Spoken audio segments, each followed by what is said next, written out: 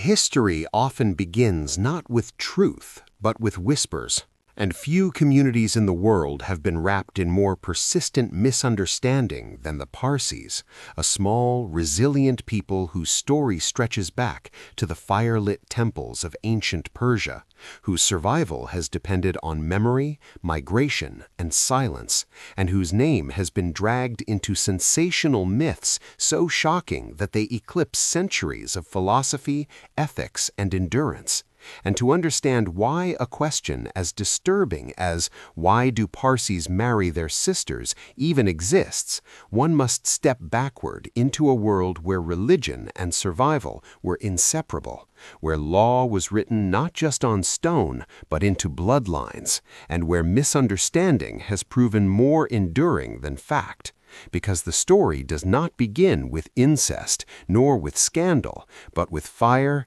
exile, and the collapse of one of the greatest civilizations the ancient world had ever known, when the Persian Empire, once stretching from the Indus to the Aegean, governed by the ideas of Zoroaster, collapsed under the Arab conquests of the 7th century, bringing with it a violent rupture not only of political power, but of religious continuity. As Zoroastrianism, once the state faith of mighty kings like Darius and Xerxes, was suddenly reduced to a persecuted belief, its followers forced to convert, flee, or die. And it is here, in this moment of crisis, that the ancestors of the Parsis made a decision that would define them forever, choosing exile over erasure, crossing the sea to the western shores of India, carrying with them sacred fire, sacred texts, and a fierce determination to remain who they were, even if the world around them changed.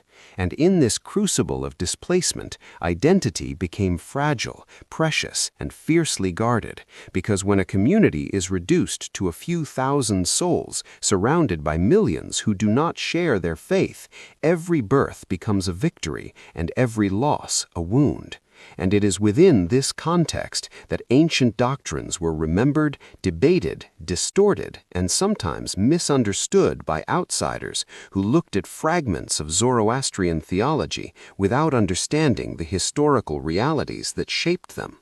Among these fragments being a concept that has haunted the reputation of the Parsis for centuries, the idea known in Avestan and later Pahlavi texts as Khvaetvadatha, often translated crudely as next of kin marriage, a term that, when ripped from its ancient philosophical framework and applied to modern communities, becomes a weapon rather than a subject of study. Yet to grasp its meaning, one must return not to India, not to modern Parsis, but to ancient Iran itself, where Zoroastrianism emerged not merely as a religion, but as a cosmic worldview, dividing existence into Asha, truth and order, and Druj, chaos and deceit. And in this worldview, human actions had metaphysical consequences. Marriage was not simply a social contract, but a sacred act that reinforced cosmic order, and family continuity was seen as a defense against entropy itself. And within certain late Sasanian theological schools, Khvaetvadatha was interpreted symbolically as the ultimate expression of unity, loyalty, and preservation of the righteous lineage, not as a widespread social practice, but as a debated ideal, discussed in texts written centuries after Zoroaster himself, often by priestly elites attempting to reconcile theological purity with political instability. And even within those texts, it was never universally endorsed, never uniformly practiced, and never without controversy, as Greek historians like Herodotus and later Islamic chroniclers observed Persian customs through the distorted lenses of cultural shock and moral judgment, amplifying rumors while ignoring nuance, turning theological debates into sensational anecdotes. And when the Islamic conquests shattered Zoroastrian political power, these internal debates were frozen in time, preserved in manuscripts, while the living community evolved, adapted, and ultimately rejected anything that could threaten its survival or moral coherence. And yet, centuries later, as the Parsis settled in Gujarat, prospered as traders, shipbuilders, and later industrialists under British rule, these ancient accusations resurfaced, fueled by colonial ethnographers who often approached Indian communities with a mixture of curiosity and condescension, eager to categorize, exoticize, and sometimes sensationalize, lifting obscure references from Middle Persian texts and presenting them as living practices, despite overwhelming evidence to the contrary, ignoring the lived reality of Parsis who had, for centuries, followed strict endogamy rules that prohibited close-kin marriage far more rigidly than many neighboring communities. And so the myth endured not because it was true, but because it was shocking, because it fit a narrative outsiders were willing to believe, and because the Parsis themselves, small in number and focused on survival, rarely engaged in public rebuttal, trusting that dignity required silence. But silence can be mistaken for guilt, and over time the question hardened into accusation, accusation into assumption, and assumption into the grotesque claim that an entire religion sanctioned incest, a claim that collapses under historical scrutiny, yet continues to circulate in popular discourse, especially in regions where religious polemics replace scholarship. And to understand the Parsis is to understand a people who defined themselves not by conquest but by continuity, whose most sacred symbol is not a god with a face, but a fire that must never be allowed to die, tended generation after generation, just as their identity has been tended through strict moral codes emphasizing truthfulness, charity, purity, and social responsibility. Values that stand in stark contradiction to the very accusation leveled against them. And yet the roots of the misunderstanding lie not in malice alone, but in the complexities of ancient texts, where metaphor, theology, and social reality intertwine,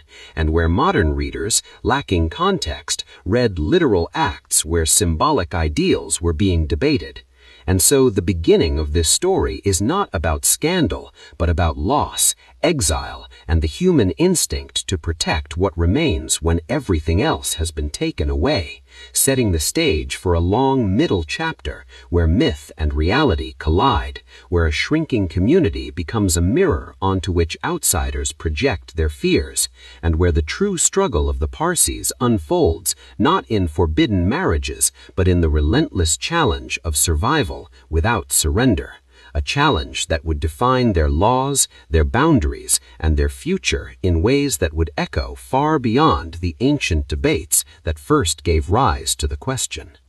As centuries passed and the Parsis took deeper root in the soil of India, the tension between survival and isolation intensified, and it is within this long middle passage of history that the myth surrounding incest becomes most distorted, because the lived reality of the Parsis moved ever further away from any ancient theoretical discussions preserved in dusty manuscripts, while the outside world grew ever more eager to define them through those same fragments. And by the time the Parsis had established thriving communities in Sanjan, Navsari, Surat, and later Bombay, their social codes had become remarkably conservative in matters of family and marriage, shaped not only by religious law but by demographic fear, as a community numbering only a few tens of thousands understood that internal cohesion was the difference between endurance and extinction. And thus marriage rules became strict, formalized, and supervised by priestly councils with clear prohibitions against close-kin unions, rules that aligned far more closely with Hindu and later British legal norms than with any imagined ancient Persian excess. Yet, paradoxically, it was during the colonial era, when the Parsis were among the most educated, westernized, and economically powerful groups in India, that the accusation resurfaced with new force, because British Orientalists, obsessed with cataloging the religions of the empire, approached Zoroastrian texts with philological precision but cultural blindness, translating Middle Persian commentaries literally without embedding them in their historical debates. And when they encountered references to Khvaetvadatha in texts like the Denkard or Bundahishan, they presented these passages as evidence of social practice rather than theological speculation, ignoring that these works were written centuries after the fall of the Sasanian Empire by priests attempting to systematize doctrine in a world where their religion had already lost political backing. And even among those priests there was disagreement, as some framed the concept as symbolic of spiritual unity, while others discussed it as a legal abstraction never meant for mass implementation. But such nuance rarely survived the journey into colonial reports, missionary tracts, and later polemical literature, where the term was simplified into the most shocking possible interpretation, feeding into a broader pattern in which minority religions were depicted as morally deviant to reinforce the perceived superiority of the dominant faith. And this narrative found fertile ground in South Asia's complex religious landscape, where communal tensions often weaponized history, turning academic footnotes into accusations shouted across generations. And yet, if one listens not to outsiders, but to the Parsis themselves, their internal discourse reveals a very different concern, one not about preserving bloodlines through forbidden unions, but about the opposite fear, that excessive endogamy combined with low birth rates would lead to demographic collapse, a fear that intensified in the 19th and 20th centuries as Parsi families, influenced by Western education and urban lifestyles, began having fewer children, delaying marriage, and prioritizing professional achievement, especially for women, whose rising education and independence became both a triumph and a demographic challenge. And in response, the community doubled down on rules defining who could marry whom, not loosening boundaries but tightening them, insisting that only children born of two Parsi parents could be fully initiated into the faith, a stance that would later provoke internal reform movements and legal battles, but that underscores how deeply concerned the Parsis were with maintaining moral and genealogical clarity, not blurring it. And here lies the tragic irony at the heart of the myth, that a community so anxious about its numerical decline would be accused of practices that would have been socially catastrophic rather than preservative, because incest, far from strengthening a population, would have accelerated its destruction, something ancient Persians themselves understood, as even in the Sasanian legal corpus, penalties and restrictions suggest that if such unions occurred, they were rare, controversial, and regulated, not celebrated or common. And as Islamic chroniclers like al-Biruni wrote about Persian customs centuries after the fall of Zoroastrian rule, they often relied on hearsay, conflating elite rituals with general behavior, while Greek sources before them, fascinated and repelled by Persian difference, exaggerated court practices to shock their audiences back home, creating a chain of misunderstanding that modern discourse inherited uncritically. And meanwhile, the Parsis themselves were busy shaping modern India, founding banks, mills, universities, and hospitals, producing figures like Dadabhai Naoroji, the first Asian member of the British Parliament, and Jamsetji Tata, whose industrial vision would lay the foundation for India's future economic power, men whose ethical frameworks were deeply influenced by Zoroastrian principles of good thoughts, good words, and good deeds, principles that leave little room for the caricature imposed upon their faith. Yet the persistence of the myth reveals something deeper about how history is consumed, how shocking claims travel faster than careful truth, and how small communities bear the burden of ancient texts written in worlds that no longer exist, texts that become frozen evidence in debates they were never meant to serve. And as the 20th century progressed and Parsis faced the twin pressures of modernity and mortality, the conversation within the community shifted increasingly toward inclusion, debating whether children of mixed marriages should be accepted, whether conversion should be permitted, and how to reconcile tradition with survival, debates that continue today and that reveal a religion wrestling openly with its future, not hiding behind archaic practices. And yet outside these conversations, the myth remained, resurfacing periodically in sensational media, stripped of context, detached from scholarship, and presented as fact, illustrating how history can be both remembered and misused, and how the middle chapter of the Parsi story is not one of secret rituals, but of public achievement and private anxiety, of a people walking a narrow path between preserving identity and adapting to change, while carrying the weight of accusations rooted not in their lived reality, but in the distant echoes of a fallen empire's theological arguments, echoes that grow louder precisely because the voices of those who actually lived the faith were so often ignored, setting the stage for an ending not defined by scandal but by reflection, where the truth of the past confronts the needs of the future, and where the real question becomes not why such a myth exists, but what its persistence reveals about the fragile relationship between history, power, and memory. As the story moves toward its final act, the weight of centuries presses down upon the Parsis not as a burden of guilt, but as a testament to endurance. Because the ultimate truth revealed by history is not that this community practiced something forbidden, but that it survived everything that should have erased it. And in the modern era, as scholarship became more rigorous and access to original Avestan and Pahlavi sources expanded, historians began to untangle myth from reality, revealing that Khvaetvadatha, so often wielded as proof of incest, was neither a universal command nor a defining practice of Zoroastrian life, but a marginal, contested concept emerging in specific late antique contexts, debated by theologians attempting to preserve cosmic order amid political collapse, and even then framed within a symbolic universe radically different from modern social norms.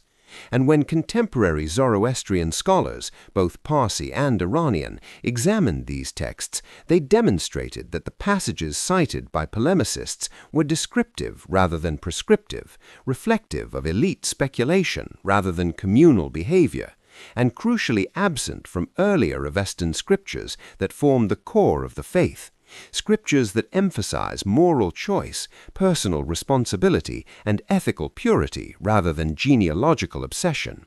And this scholarly clarification coincided with a moment of existential crisis for the Parsis themselves, as demographic decline accelerated in the late 20th and early 21st centuries, forcing the community to confront questions far more urgent than ancient accusations, questions of whether strict endogamy was sustainable, whether identity could survive without adaptation, and whether a faith rooted in ethical action could afford to be reduced to bloodline alone. And in this moment, the old myth took on a new significance, because it revealed how external misunderstanding had long shaped internal defensiveness, how centuries of being misrepresented had made the Parsis cautious, insular, reluctant to open doors even when survival demanded it. And yet, history, when faced honestly, offers not only correction, but liberation, because to understand that the accusation of incest was born from misread texts, colonial bias, and polemical repetition is to remove a shadow that never truly belonged to the community, allowing the Parsis to reframe their story on their own terms, as heirs to one of the world's oldest monotheistic traditions, a tradition that influenced Judaism, Christianity, and Islam through concepts of heaven and hell, angels and demons, judgment and free will, a tradition that once guided emperors and now survives in a few scattered fire temples, still burning, still tended, still alive. And in the end, the persistence of the question, why do Parsis marry their sisters, says far more about the human appetite for scandal than about the Parsis themselves, because history shows that no such practice exists in modern Parsi life, that it has not existed for centuries, and that even in antiquity it was neither widespread nor uncontested. And yet the myth endures because it simplifies a complex past into a shocking headline, ignoring the quieter, more profound truth of a people who chose exile over conversion, integrity over assimilation, and memory over oblivion.